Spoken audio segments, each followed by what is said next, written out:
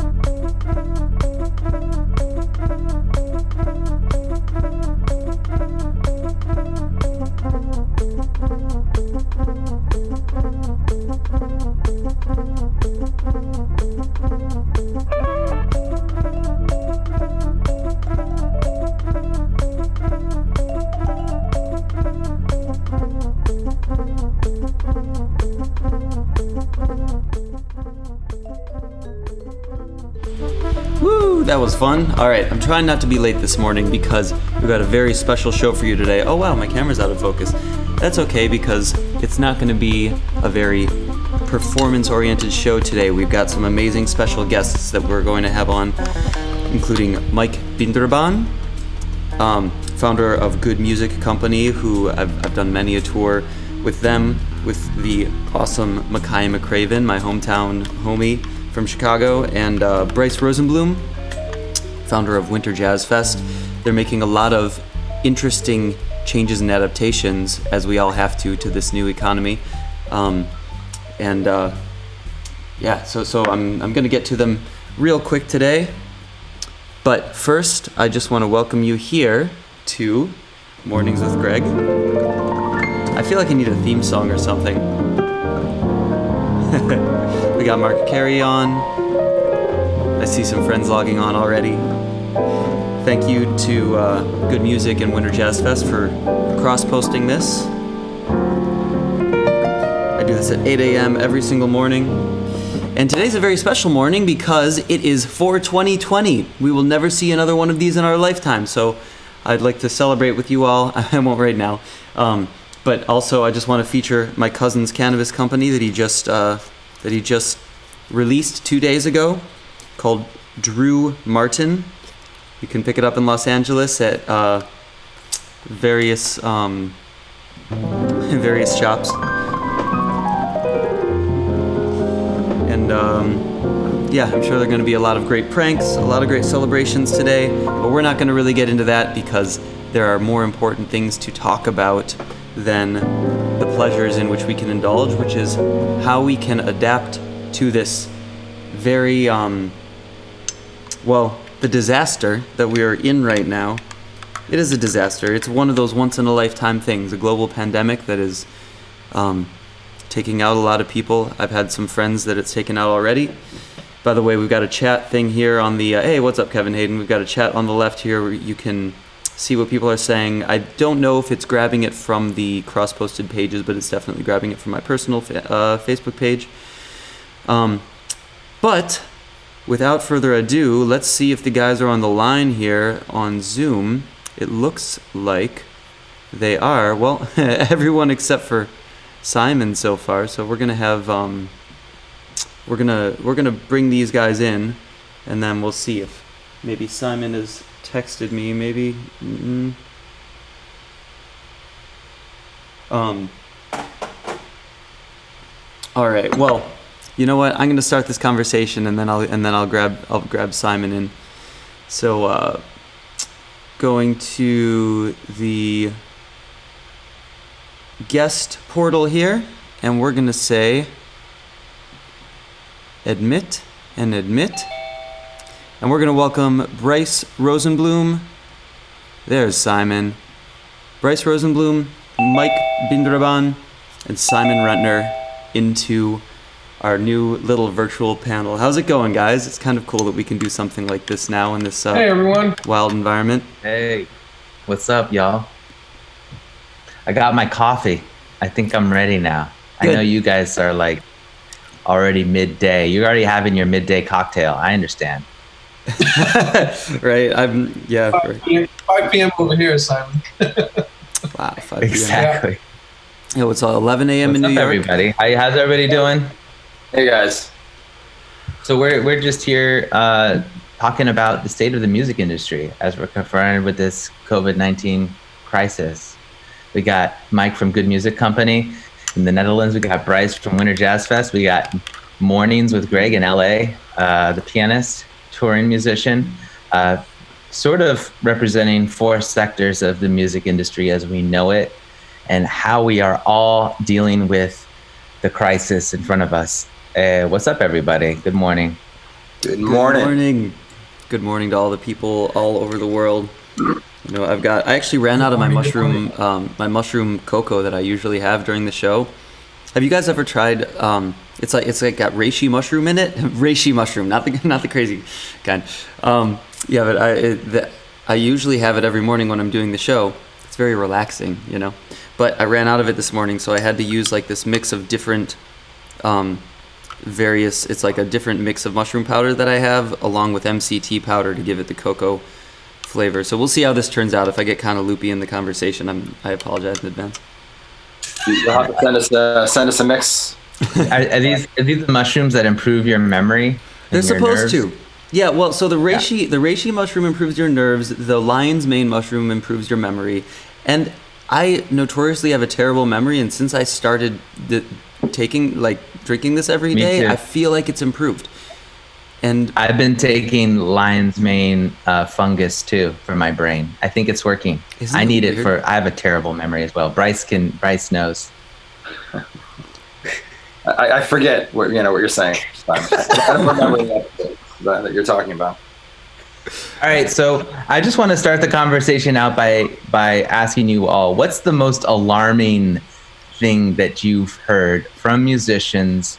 What's the worst possible outcome that you hear, and what do you think is the best possible outcome from all right, this? getting Let's right start into from it. there. Wow.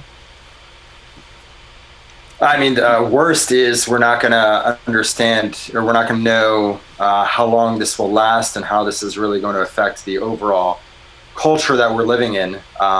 Everything from social distancing restrictions, which affects the live side of the music tremendously. When restrictions are going to be lifted in terms of having any sort of large scale assembly, and then the overall behavior of the society, because we're going to be filled with anxiety and we're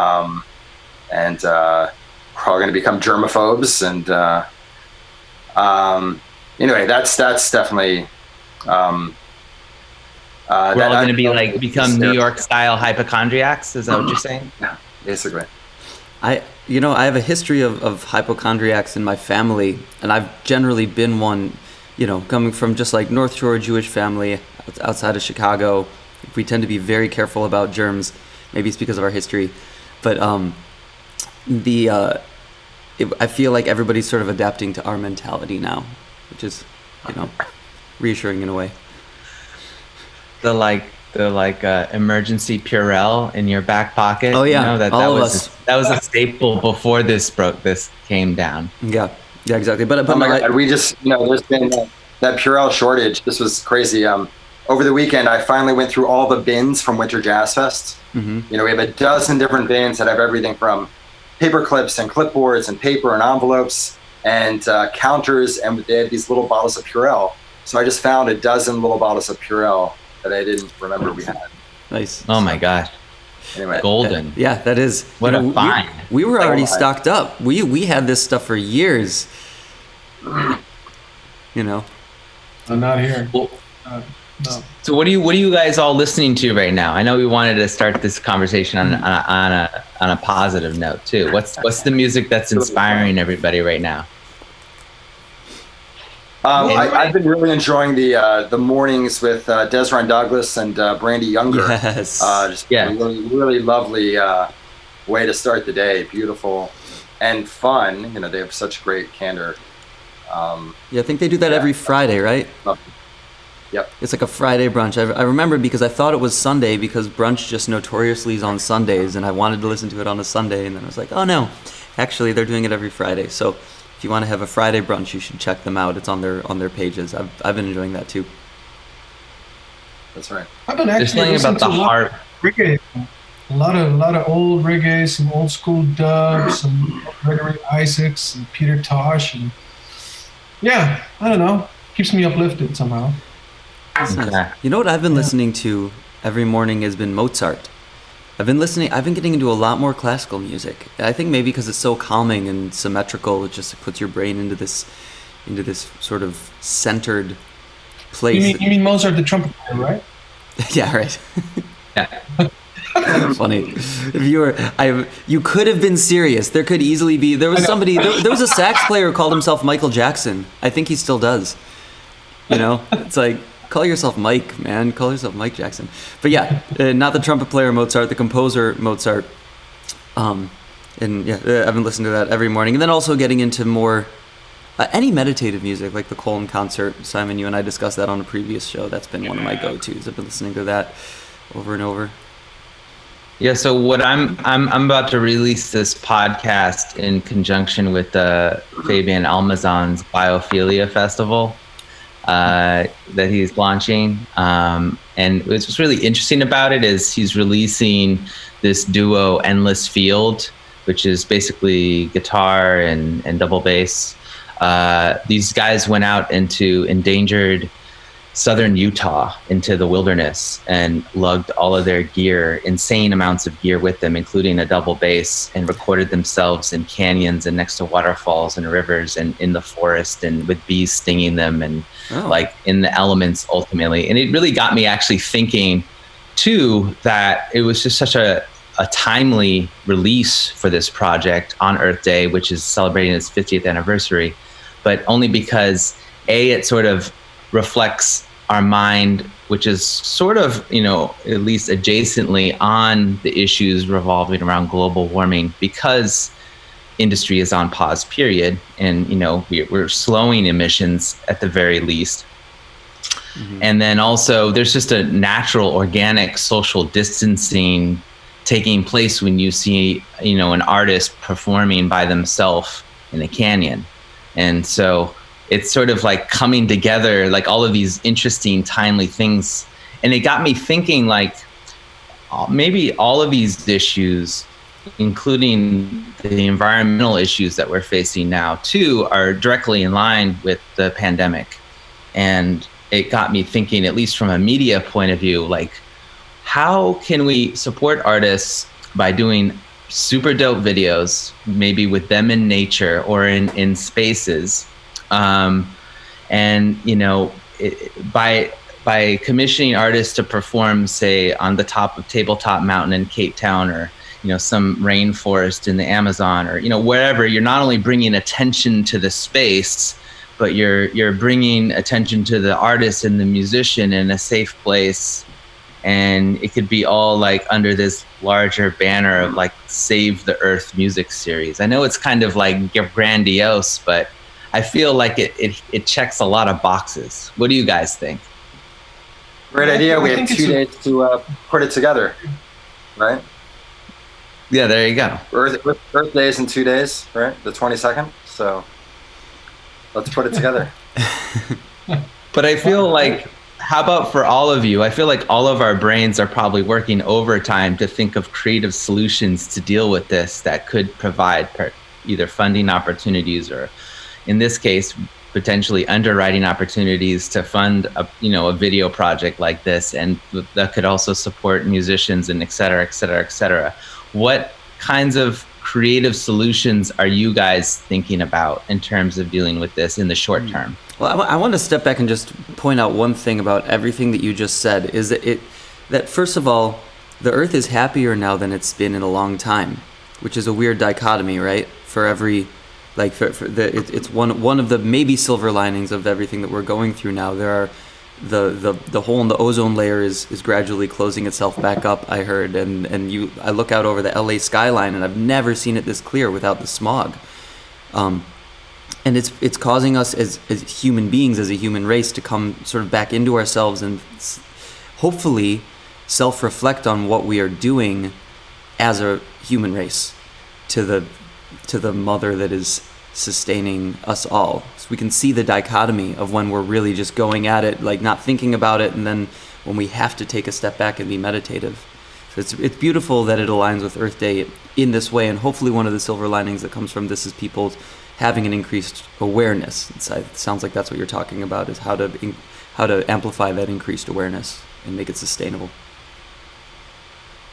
Yeah, bring attention to places so that we know to protect them ultimately, right? Like, know that these places exist, acknowledge their existence, and don't take them for granted.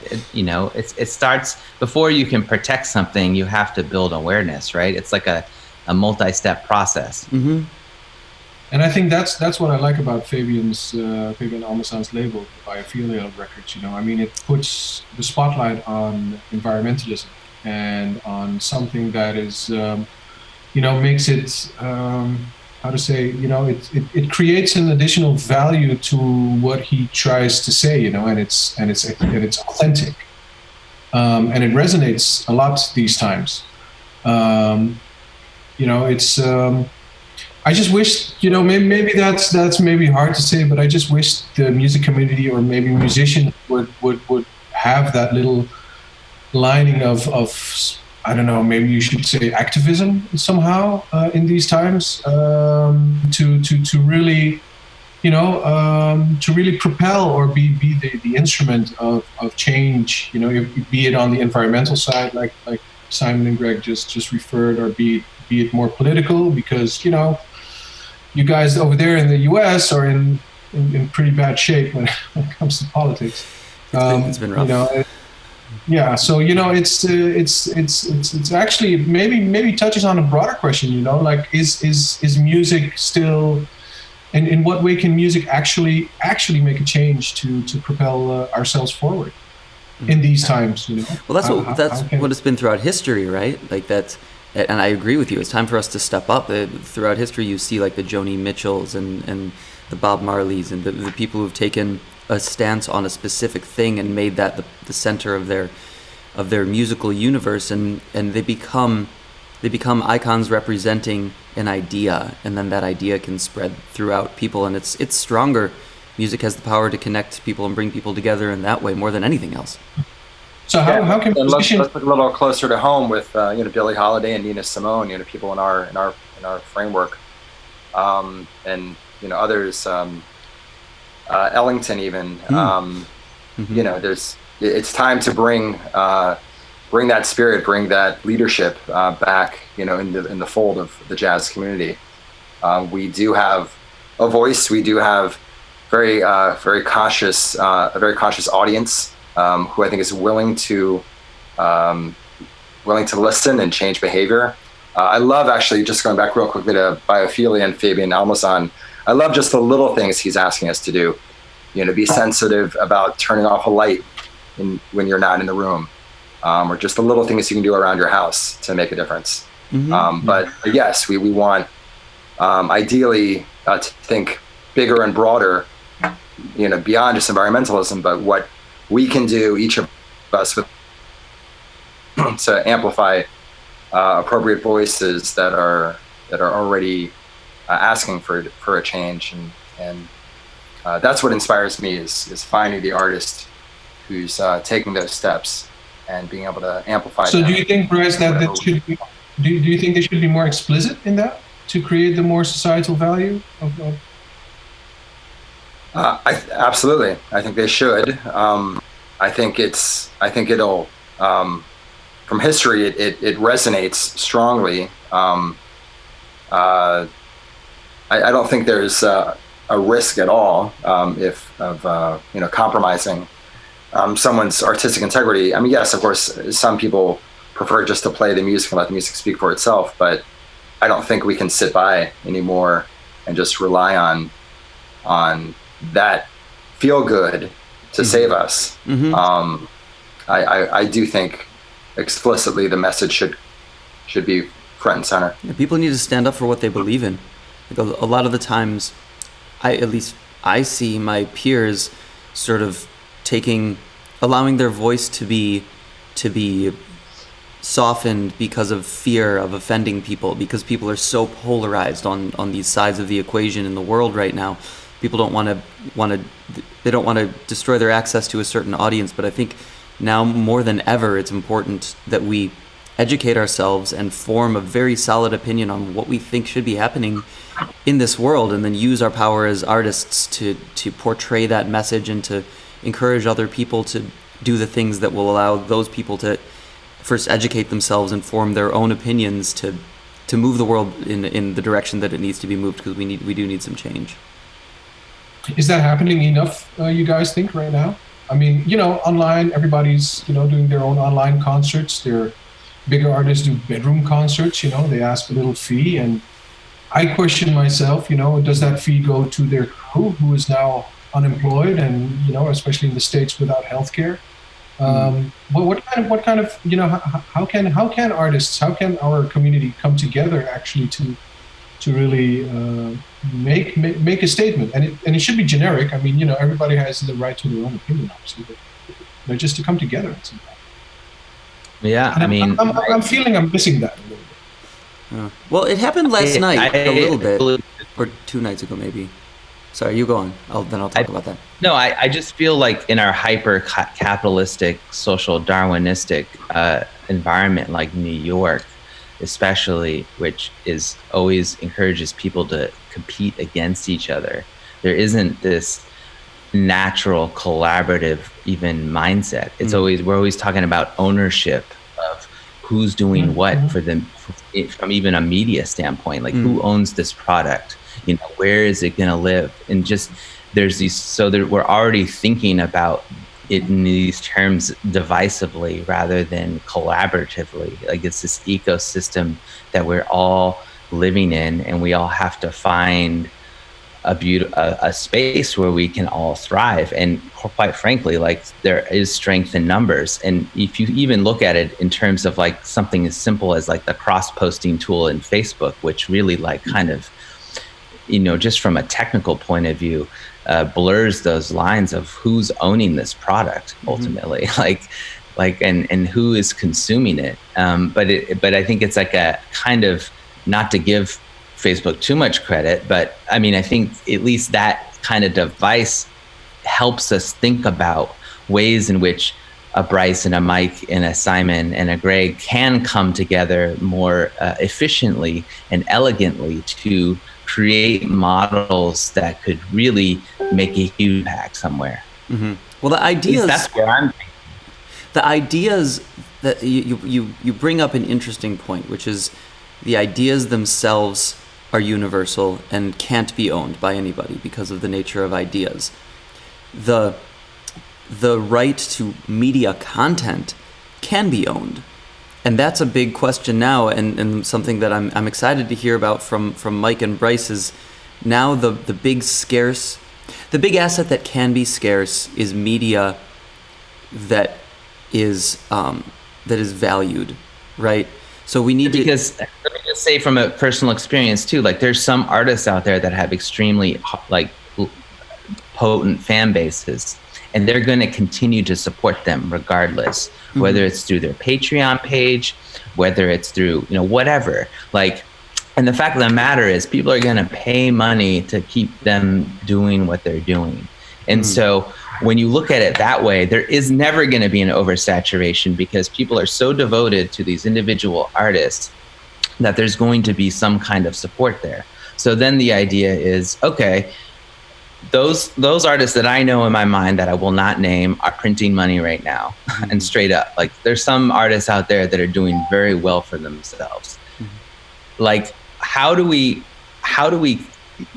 like basically cultivate that collectively and create an excitement to where, for instance, I have visions of wanting to build a Live from Our Living Rooms version 2, version 3. You know, what's the next installment of the next virtual jazz festival, and how dope is it going to be, and how fast can we get it off the ground?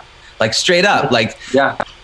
This is something I've been thinking about a lot. Of course, you know, Winter Jazz Fest is not until January, and you know, a couple weeks ago, I was confident that there's going to be no problem. Of course, we're going to be able to do Winter Jazz Fest, but every week that goes by, I'm a little bit more in doubt about that. I don't know if you heard the mayor of New Orleans said that they don't want any large public gathering events until or through the end of this year.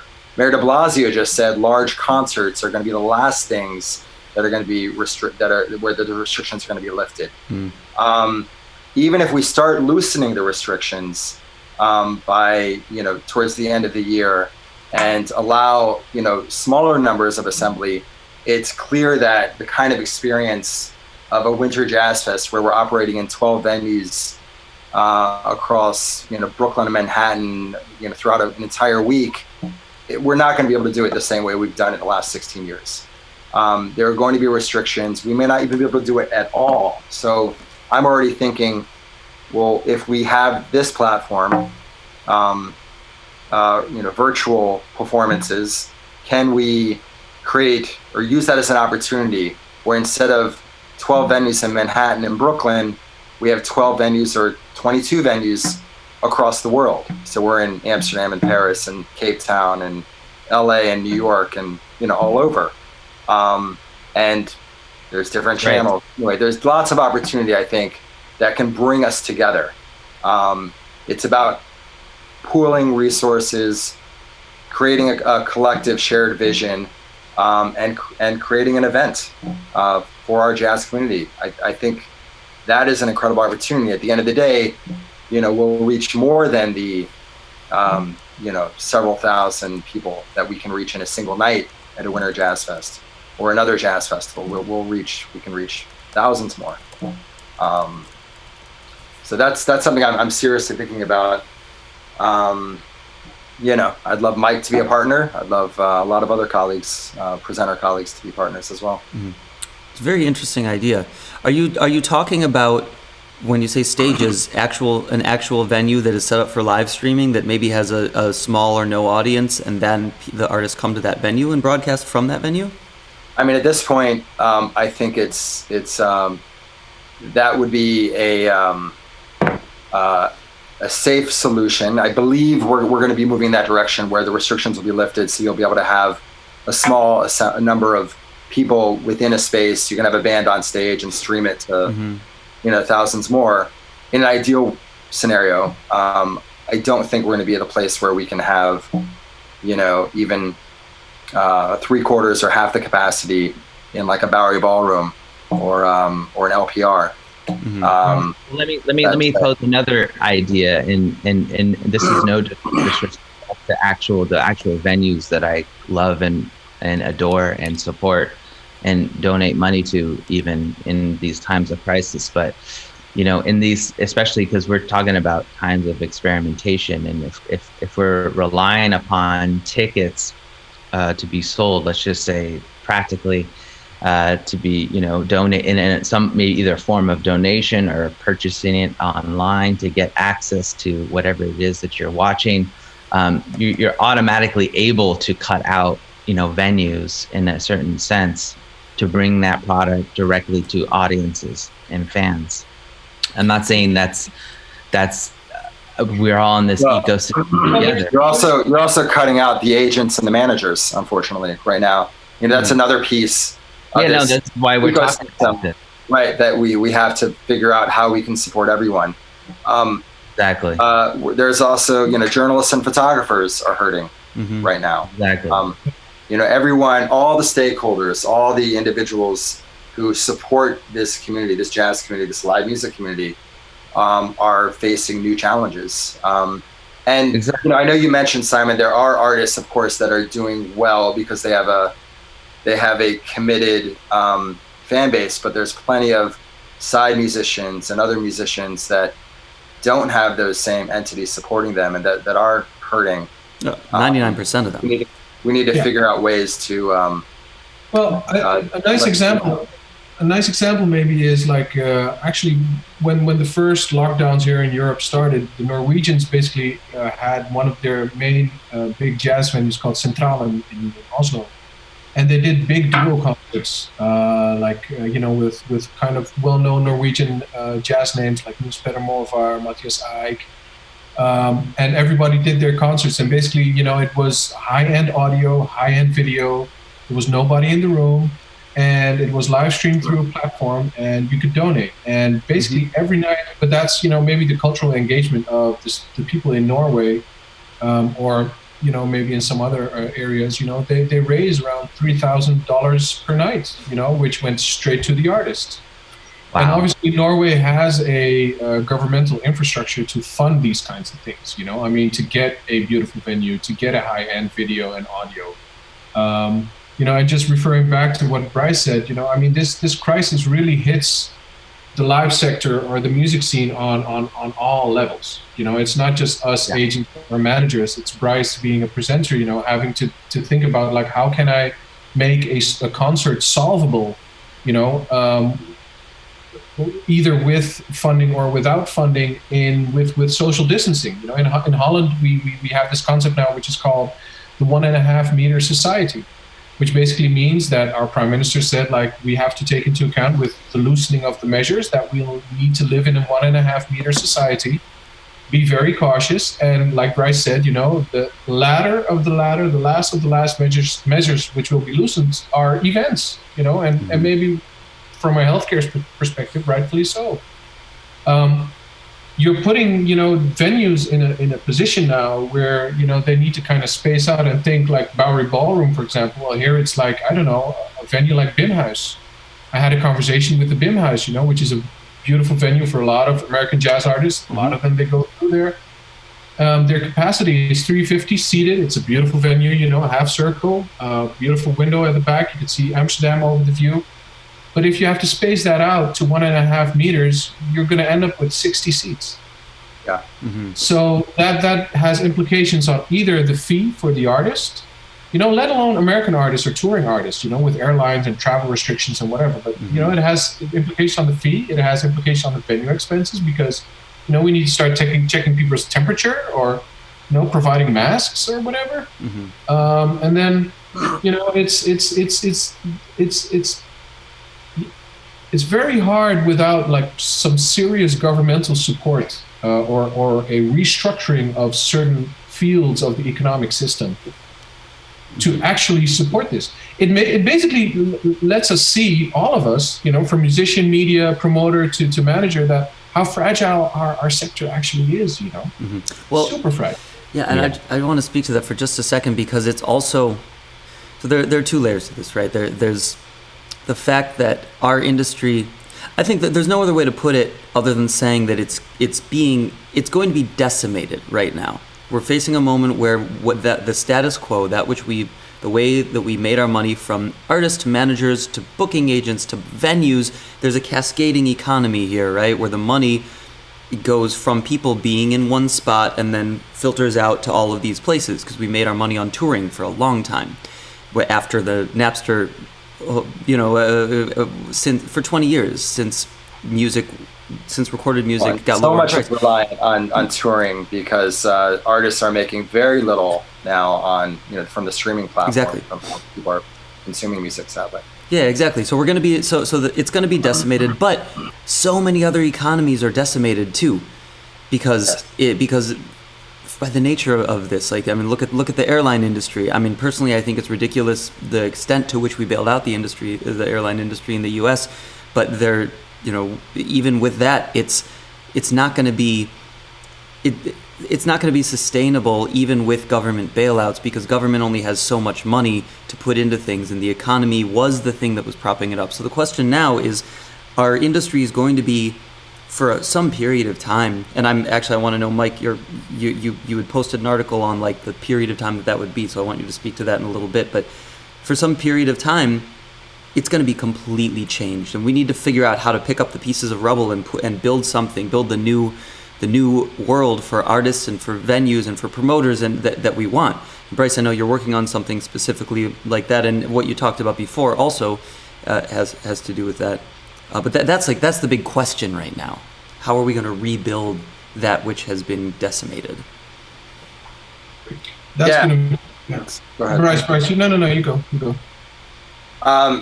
No, thank you, Greg. It's definitely challenging, and we have to think creatively about how we can bring the community together, and actually, piggybacking on, what Simon said earlier, using this platform as a way to unify, and there's definitely opportunity. One thing that I'm doing with a couple team members, we're launching the Jazz Coalition. The site will be up soon. You can go to jazzcoalition.org to sign up for more information. But there's really 3 priorities for Jazz Coalition. One is to bring everyone together, unify all stakeholders of the industry. So presenters, radio, artists, managers, agents, journalists, and just general supporters and serious fans to come together, join Jazz Coalition. We are creating a commissioning program. So we're raising money, and we're going to be awarding $1,000 commission grants to deserving artists to create new work. And the third component is really to use all this to build morale, build collective morale in the community. And we're going to be supporting artists that we really feel are in need of these commission grants. So it's not necessarily the super affluent artist, the artist that's very successful already. It's not necessarily the artist who already has a full-time faculty gig at a university, but the touring artist, the side player. We want to build morale and help create new work in this time. Well, that's a big opportunity, right? To the creation of new works by talented people who may not have been in the spotlight yet. Because in this flattening of the whole landscape, now everybody has the same access to media, essentially. And the world was kind of going in that way with the release of streaming music and the taking away of the gatekeepers and all of that. But now it's really like anybody can. I mean, I started this show when I started quarantining because I wanted to, and people are watching. It's not something that I could have done when people weren't paying attention to this sort of media. And I think that creating new works and funding new works could be a big part of the path forward. Thinking about how I'll bring a huge, massive lawsuit to Google and YouTube, and to first disrupt the streaming, beast that's consuming everybody right now. And now that inequity is on like Microsoft. So maybe through Bryce's Jazz Coalition, we can like create a massive worldwide boycott against these monsters. You don't even need a boycott, Simon. All you need to do is stream it on a platform that's based in blockchain technology. Those are being developed. They're not finished yet, but people are working on. And in fact, this is something that Louis Marks, the founder of Rope-a-Dope Records, and I have been talking about for years, was the fact that blockchain technology is there now to put the power of media into the hands of the people, and there are systems being developed that will allow people to do things like this, not through YouTube. I mean, you can already do it through other sites that aren't as big as YouTube, but something that's truly not proprietary, something that truly belongs to the person who's creating. And once that exists and we all can hop on that as artists, as long as we can get the people with the attention to hop on that, it's so empowering to the artist. We have control over where the people go. How long away are we from that, though, Greg? Like in a timeline, like where do you see this is actually an opportunity for artists to put their music up on? Well, that I don't know. That I'm not. I'm not a technological expert in that field. So I don't know how far away we are from having an actual blockchain source thing. But if anybody watching does know about that field, I know there are some very smart people watching right now. Like I'll post in the comments and the follow-up show notes what I find in that vein, because that is important. The question of how can we as artists take back the power that we have over the eyeballs that are watching us, and not just hand it to an entity like YouTube, so that we can do things like, Bryce, what you're talking about, and create a concert series that, I mean, right now, if you created that, it would make more sense for you to go to YouTube. It would be great if it would make more sense for you to be on a proprietary platform where you had true control about the monetization of it and the distribution of it, wouldn't it? But those venues are already there. I mean, it's more or less how are we implementing that infrastructure? How are we using that infrastructure? And is it broadly accepted as added value for a musician or his music? I mean, Bandcamp is a great example of that. You don't have to put up your music on Spotify and on streaming and on YouTube either. I mean, it just begs, it's just more or less the overall question on how can you capitalize on video content. And that is very difficult nowadays. And obviously, of course, we all feel that, for somebody like YouTube should pay the artists and musicians much more fairly. Absolutely. Yes, they should. Yep. But there are other ways to really figure that out. And I feel that, in a time like this, especially the artist community, they need time to innovate and improve and, actually think about the more meta questions instead of these smaller questions. But the meta question is more like, how can a musician become more of added value to society right now? Why in making and proclaiming art was a bit of my question in the start of this conversation. How music can be a chain to like activism and kind of bringing communities together and propelling change. But even for the music industry itself, it's just a matter of choices. If let's say Bryce and me, we set up this Winter Jazz global interconnectedness, and which is with streaming and everything. I mean, why shouldn't we not have a good conversation on doing it through an own platform, and selling our own tickets and making sure we have a big enough network. And the question is, how can you propel that network to also be part of be part of it?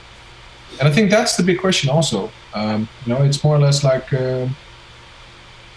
how can we engage more? I find that jazzcoalition.org is a great example of some people within the industry coming together for the artist, because in all the conversations right now on economics and bailouts, and also here in Europe, also here in Holland, on building out the cultural sector, working with the cultural sector, or what is the value of the cultural sector. We're building out KLM here in Holland, but we're not bailing out the cultural sector. Mm-hmm. And the cultural sector actually represents almost 4% of our GDP. So it's more or less an economic discussion instead of like this moral, cultural discussion. Mm-hmm. And,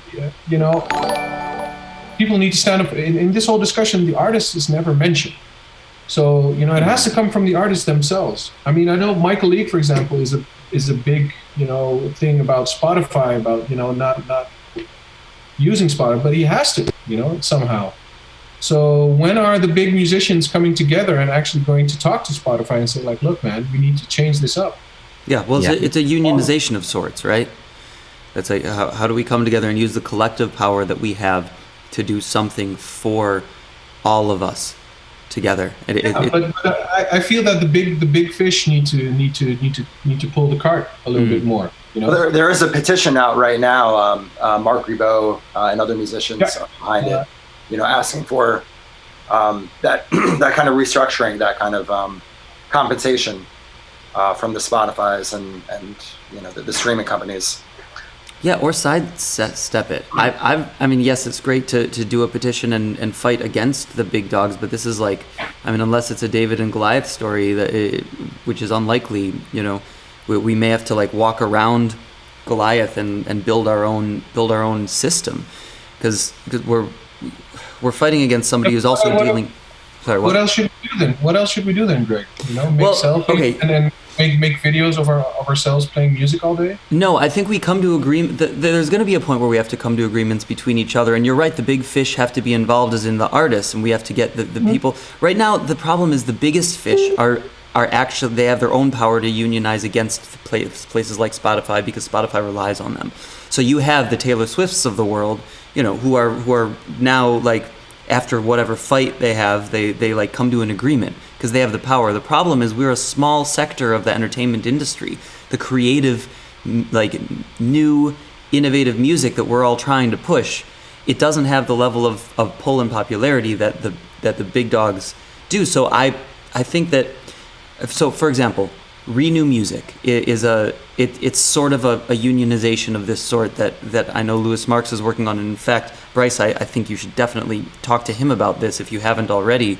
Because I think please connect us. That'd be great. Yeah, it would align directly with what you're working on. But it's not. It is a matter of doing things like this, like streaming and accessing more people, and creating content that will engage people in addition to the art that we're creating. But it's also a question of coming together with a collective agreement of how we're going to manifest this as a music community. And then, for example, if we were able to all come to an agreement with each other under some sort of platform that we all trust, that is collectively owned, we would be able to say, okay, all of us are going to take our music and we're not going to actually put it on Spotify, and we're going to put it on this other thing, this other proprietary blockchain-based platform, because we know we'll be able to get our audience and more to go to that platform, because we're all doing it together. The problem is we're fractionated. We're like, divided and conquered right now. Yeah, but the problem there is, Greg, is how are you going to get a lot of people to really change over and get into this blockchain thing? Maybe we do know a little bit what blockchain is, but even me, sometimes it's like, okay, I'm a bit lost, so I need to do my investigation. And then there's an element of trust. You know, you need to trust. Well, so to get to that point, that's going to take a while. Biggest. It's the same thing like right now, you know. I mean, people are saying like, "Oh, Mike, you know, yeah, everybody's online. You should really start doing more online stuff, and maybe, you know, virtual reality is going to take off." Sure, it might be a spur for that, but we're still at the beginning of that. Mm-hmm. You know, and I feel it's the same thing with the whole blockchain thing, somehow. Mm-hmm. And at the same time, I'm very self-aware that, you know, just by saying this, maybe this all does not make sense because the industry is in shambles anyway. Everything is destructive. Well, the thing is, attention is still there. That we do something totally new, you know? Yeah, attention is still there, though. That's the one asset that we have. That has been the asset that artists have had for years, is the attention of the people who are paying that attention to them, right? And I don't know the answer. But I think that there is an answer if we, and we're going to have to find it because everybody's going to get more and more desperate as this time goes by without us being able to have income. And it might be an answer that takes longer than we want it to, but something that allows us to, and trust is a huge factor, like you were saying. But it's got to be something that allows us to come together to distribute the content that we're creating in a way that is not just to the benefit of a corporate entity. And I you know, it's interesting. I used to say when I was at a pivotal point, you know, deciding which level of the industry I really wanted to dive in on just after college, and I was toying with label and radio, and I'd already had presenting experience. I was convinced, of course, that there's always, you know, the recording, that's always developing into moving in different directions. Label side, streaming side, but I knew that live performance, the communal energy you feel when you're in a room with all your, you know, it's unbeatable. That's never going to change because, you know, that give and take, the live, you know, give and take from stage to the audience. But of course, now here we are, and it is changing. But the thing that remains the same is we have the artists creating the music, and we have the audience who wants to consume it, wants to be enriched by it, and fulfilled by it, and drives us. So those two entities are always going to have a relationship, and whatever, you know, we can do to help further that and connect those, you know, I'm committed. If I have to pivot a little bit again, you know, I'm happy to. But you know, we need to. I think what we're saying here is we need to figure out a way to come together and figure out this new direction forward. Yeah. How can musicians become more valued in society? I mean, it's a discussion we have here in Holland as well. Like, all right, so, you know, it varies from, all right, so the international touring side is not happening for the next couple of months. So should we focus more on local musicians? Should we focus on, you know, really trying to flourish our own local music ecosystem? You know, be it in which country you are. You know, there are talks within the European Jazz Network, which is a network of the jazz venues and jazz festivals across Europe, which come together, you know, and talk policy on a whole bunch of stuff. But one of their things was like and that was an idea coming from an Austrian festival, was that, you know, you need to have minimum wages for musicians coming from your own country or from your own local market, so that you can sustain that little music community and music ecosystem. I mean, there are pros and cons, obviously, but minimum wages coming from where? So from the festival will have to pay the artist coming from, you know, in a festival in Vienna. The artist comes from Vienna. He has to have a minimum of 1,500 euros. Yeah, but what about now when the festival can't even bring people? That's the question, you know, right? I mean. No, but this is the thing, you know. I mean, for Europe at least, you have a distinction within like heavy subsidized festivals, very arts-oriented festivals versus kind of commercial festivals, like North, stuff like that. A lot of these, and I do it myself as a promoter, you know, you look at the artist, the market value of the artist. You know, if I want to buy Kamasi Washington, I know that he's going to sell my festival 2,000 tickets, for example. Mm-hmm. So he will ask a high fee, and I'll probably be willing to pay that higher fee, you know, give or take a negotiation. But if I want the band who won the competition here at the conservatory in Rotterdam to come and play, I'm not going to give them 2,000 euros, because I know that 2,000 euros, I'm not going to sell any tickets off of them. I value the artist, so I do want to pay that. But then it's like a negotiation, and we end up with, I don't know, like 1,000 or 800, and that's not sustainable for them. They can't make a living off of that, and it's a festival in their own hometown as well. Mm-hmm. So that just creates a very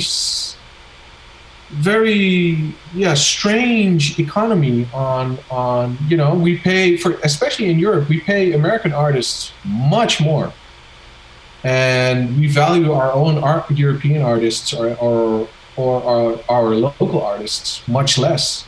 And why? Because it's a commercial thing. It's like, how many tickets does he sell? And even though if they sell the same amount of tickets, it's still a matter of the shine from big international artists is much better. So this is one of those elements. But I really think that and I had this talk with a colleague of mine in France, Pascal Pilorget from Giant Steps, an agency in France. I think he's watching as well. Like, maybe this is also an opportunity to kind of like think very open on the whole business model, the whole business model. The whole commissioning, I feel like that's what the needs whole to happen. fee model, the whole, and then you get into conversations like ownership. Does the artist have to have ownership? How does that work? Or do I, like an agent / manager, need to like co-promote and co-produce with Bryce, or should Bryce buy it? I don't know. That's maybe up for grabs. It's a good conversation to have. Yeah. It's up for grabs, and it starts with a baseline of two elements, right? One is, what value is somebody creating, whether it's an artist or a manager or a booking agent or a venue, and the other is, how can they be compensated for that? It comes, and I think we're going to have to do it largely without government intervention, because this is going to last a lot longer than government intervention is going to be able to last, as far as subsidies and the other possibilities that allow us to like distribute fairly. It has to be a real marketplace, and so that's the question that we're all dealing with: value creation, getting paid for that value creation, and what does that look like from the flattened landscape that we have. A little side note to that, Bryce. I mean, I know you guys in the States have been doing that a lot, like not working with subsidies or with sponsors or with funding. Just holding up your own pants, basically. Mm-hmm. And here in Holland, for example, but also in different countries, in different markets here in Europe, had a lot of funding for a long time, and then the funding was kind of cut back.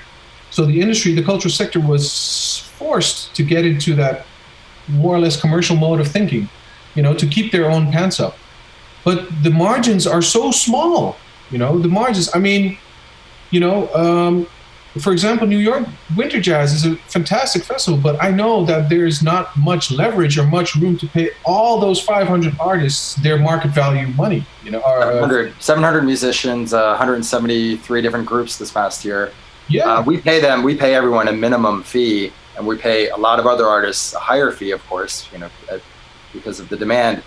But it's a tremendous lift financially, and we had about 18,000 bodies come through our doors over 11 days, which is an incredible amount for a jazz event, and actually is New York's largest jazz festival currently.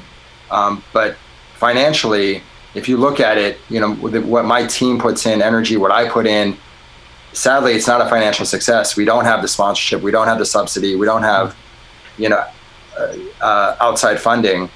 But we make it work, and it's, in a lot of ways, I see it as a tremendous gift for the community to bring us all together and share positive, progressive messages. We had a whole wellness campaign this year. We've last few years, we've aligned with issues of social justice and environmentalism, and we're always trying to figure out ways to show how the music is relevant on stage and off stage, how we all are connected to it, and blur those lines between just, performer and audience, and, showing ways how we're connected. And I think we can still continue to do that, even though we don't have that communal experience right now and maybe, into the near future. So yeah, again, that's like one of the thoughts or impetuses for starting Jazz Coalition. Bring us all together, bring the stakeholders together, and figure out a way forward. What do you think about, Bryce? What do you think about associations with brands and how that can, like, did that bring in income for your festival at all, or is that, and do you see not much this year? I mean, we've toyed with different sponsorship opportunities. Of course, we want the philosophy of the brand to align with what we're doing. So certain products we wouldn't want support from, but we're open to all sorts of conversations, of course. Yeah, my feeling is that's going to be a big thing into the future, and I've thought this for a while as far as artists' income go. But and somebody made a joke once that touring artists are glorified alcohol salesmen, because that's like for the up until now you were touring at venues that were selling alcohol, and that was how the venues made the most of their money. But now artists aren't doing that income stream is gone. But I wonder if there's a way for us to somehow form relationships with brands that can finance the creation of things that people want to see created in this new landscape. I don't know, Greg. I mean, obviously an association with brands and sponsorships is very well, but there's also a flip side to that. It's like, the association with brands. Jazz is per definition an independent art form. We don't want branding. We don't want to be associated with fucking McDonald's on the back of our stage or whatever. Well. Yeah, but on the other hand, sorry, go yeah? No, you go. I'll let you finish before I interrupt. Well, no, but on the other hand, I think it's going to be a much broader discussion on how buyers, say promoter, somebody who sells, like the agent or the manager, and the artist who is actually, the thing that you want to present, their art that they want to present. I think it's just going to be a much closer three-way dialogue on how we can present authenticness. People are craving for an authentic experience. Live music is by definition, and it's an authentic experience. And brand association can work. I think that especially if you look to some political developments here in Europe, for example, Spain is going to probably implement the universal basic income. I mean, just imagine that everybody would have a universal basic income in our sector. Would we be bitching right now online, right here, quote unquote? A lot less, I think. I feel that we need to kind of like come together as a community, and really try and figure out how we're going to do, because you can't expect venues to do the same thing after this whole Corona. You can't expect their venue expenses are going to be through the roof. There's going to be an economic crisis, so people are not going to buy $20 or $30 for a ticket to see their favorite artist. Well, and maybe there's going to be a little sick if they go out. Well, unless there's a vaccine, and then it doesn't matter who plays or performs. We're like a year from that at least, though, right? Yeah. But even if there is a vaccine, it's going to take a long time to disseminate it appropriately across all populations, and sadly there's going to be inequity in that process, of course. Yeah. And I really feel that it's a baseline discussion. To what extent can we, as our musicians and the artist community and the jazz community, actually create value for society, which is not just people buying a ticket to see you on the live All I side. can say right now that I want to say, if any artists that are watching, is explore Patreon, explore these other platforms where you can monetize your brilliance, your creativity, your artistry, because there are other artists that are doing it right now. And I know, there's going to be some growing pains, but, we're in a position right now where we're all scrambling and being forced to evolve rapidly or devolve, depending upon how you want to look at it. But we have to change regardless, and there are other look at Patreon. I see a lot of artists succeeding with Patreon right now. So that's my number one tip. And there's one aspect in that exact vein that I want to talk about, which is probably not going to be a popular answer, and people probably won't like me for even answering this, but if people should think about education. Like I have a channel where I teach some things about jazz piano online, and it's got 25,000 followers, which is not much, and it's not really monetizable on YouTube, but it's enough to like get some relatively high priced lessons happening, so I can teach them from my like live streaming setup here. And I think a lot of artists who have just been performing artists, they do have a lot of value to give to people who are trying to learn how to be a little tiny fraction of what they are. And I think people are somewhat hesitant to that because there's an ego thing involved, and there's like I'm not an educator, I'm a performer. But there's a lot of value to be tapped into that, especially now that people are in their homes and people are trying to figure out what to do with their time. What? Not only that, but like diversification. But the Zoom technology too enforces the teaching capabilities. I mean, the technology, at least, could you imagine if we're dealing with this pandemic before the internet? I was just thinking that, like, it would just be even years more ago, catastrophic. 5% of I think it was 5% of the human population died during the Spanish flu. Like 1 in every 20 people that died. And people were confined to their homes and didn't have the ability to even talk with each other, so they didn't even know what to do or how to like. Right, half the people that died, it was actually due to starvation because they were alone, because they didn't have any way to connect, like you were saying. Mm-hmm.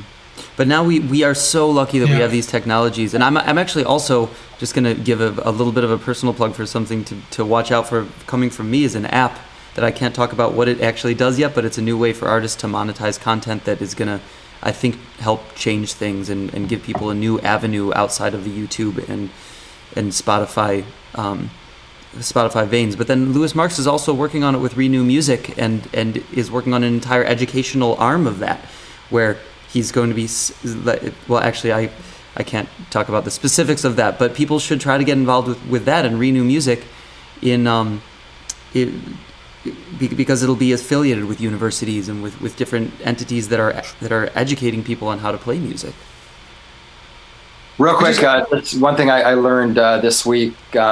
Universities are also facing tremendous drop off because there's fatigue already from this kind of educational experience, using Zoom ports and other portals. So there's universities that aren't sure what their admissions are going to look like next year. And beyond the big universities that are going to lose all this revenue from sports, they're likely going to lose revenue from admissions drop-offs.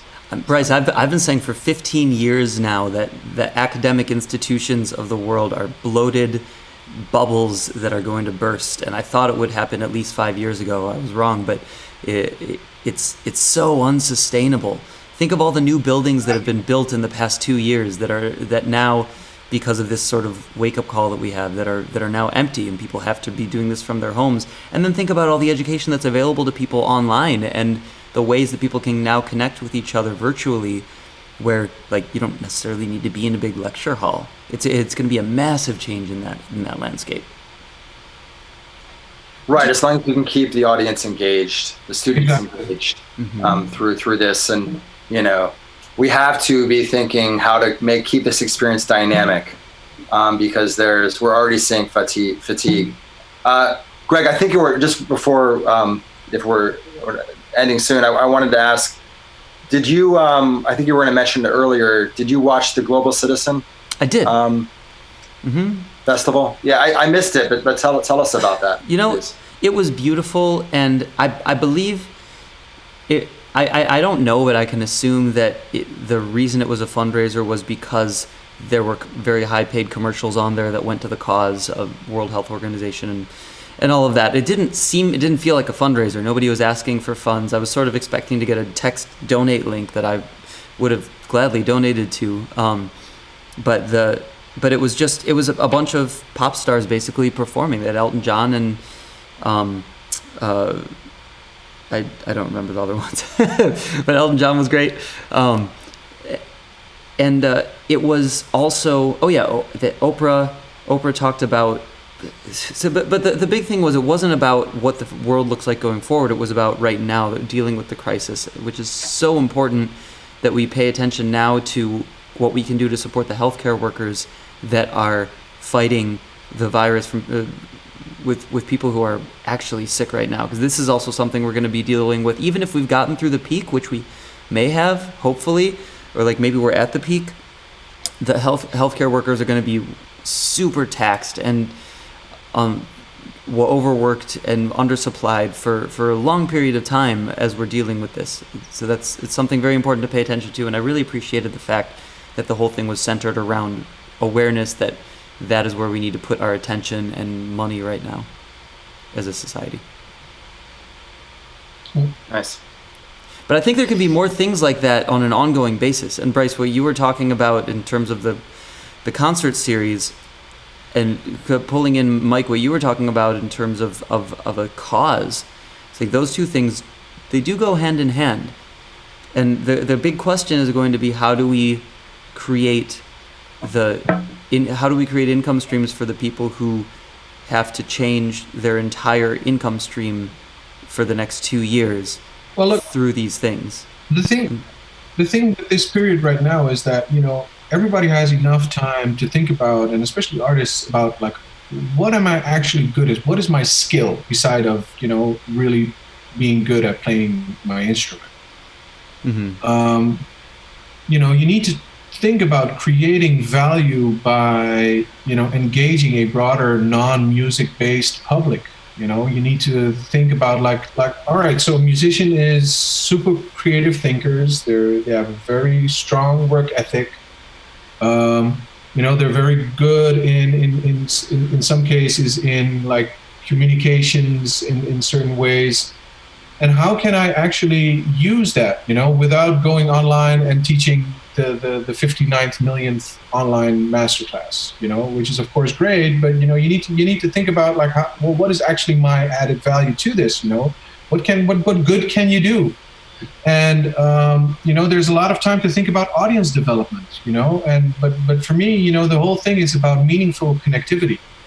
There is a time now, again, that the jazz community has to come together and in a meaningful way.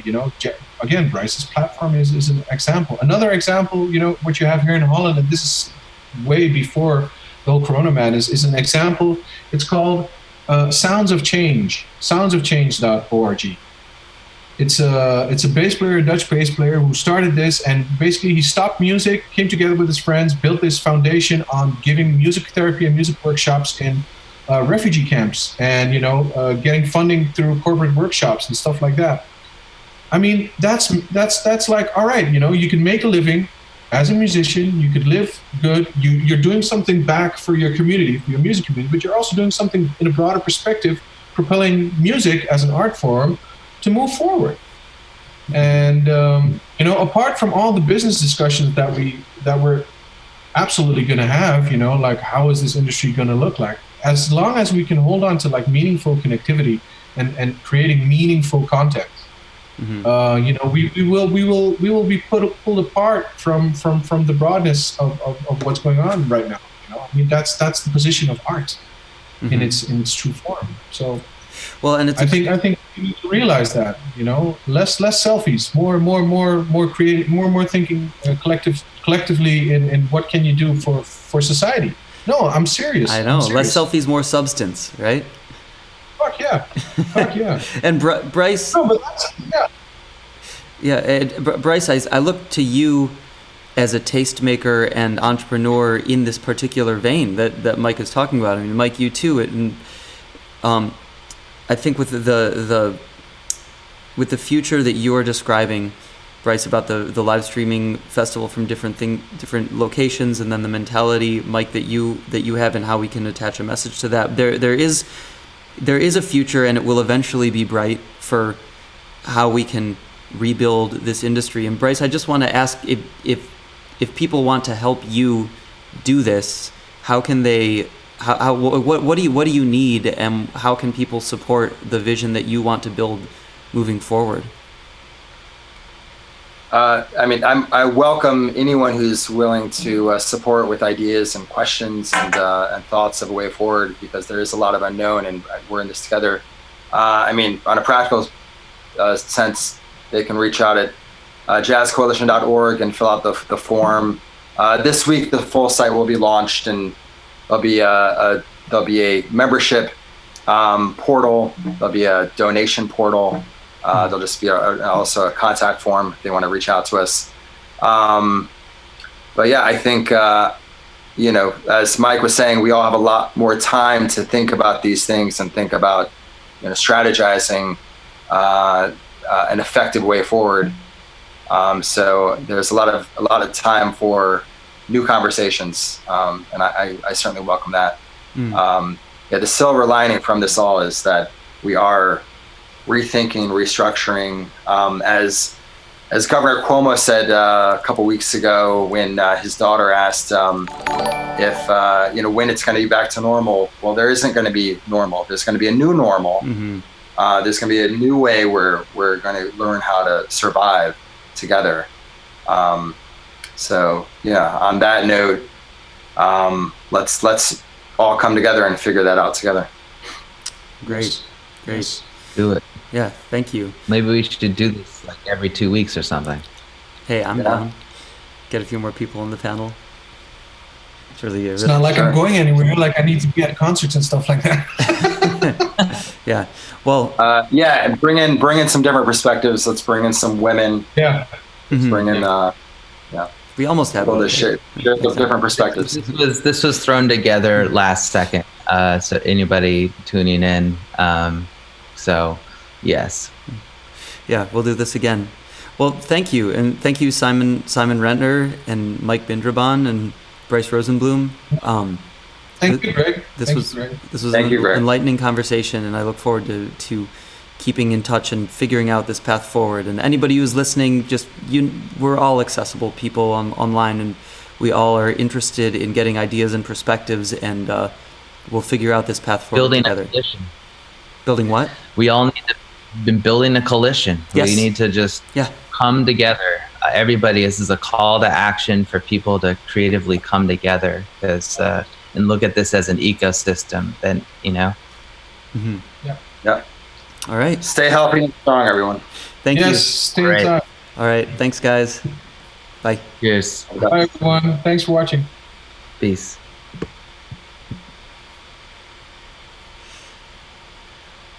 Well, that was an incredible conversation with Bryce Rosenblum, Mike Bindraban, and Simon Rentner. For those of you who tuned in the last bit of this, Bryce, he's the founder of Winter Jazz Festival. I don't actually know what jazz festivals are in terms of scope, but it is gigantic. He had 18,000 people through the door this past year. It's going to be transformed this coming year, and he's working on ways to support artists and rebuild the gigging economy in a way that is sustainable for the future, utilizing the tools that we have at our disposal now. Mike Bindraban is an international touring booking agent, Good Music Company, and another entity and another person who is figuring out how we're going to move forward here. And then Simon Rentner, a radio personality and friend of mine, who hosts a show on WBGO called The Checkout, which you should check out. Just to recap a little bit on the resources, there's jazzcoalition.org, which I put in the restream here.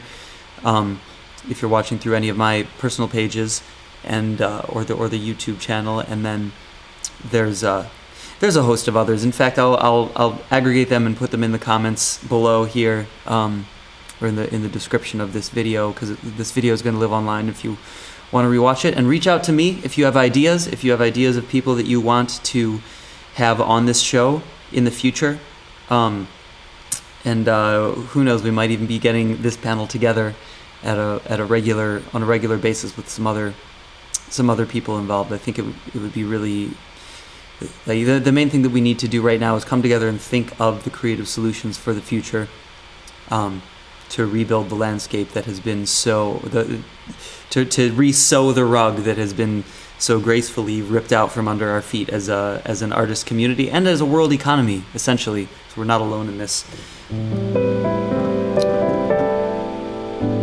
So I do this every morning also.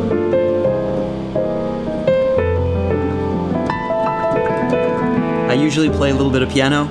Today I didn't really. I am now, but today was specifically for discussion, and I feel very lucky to have those guys join me. But tomorrow morning I'll be back. Tomorrow morning I'll be speaking with Michael League, the founder of Snarky Puppy. We're gonna have a fun conversation. I might be able to get him to play his I can't remember what it's called, but it's some cool, I think, African-based bass instrument that he's been practicing while he's in quarantine.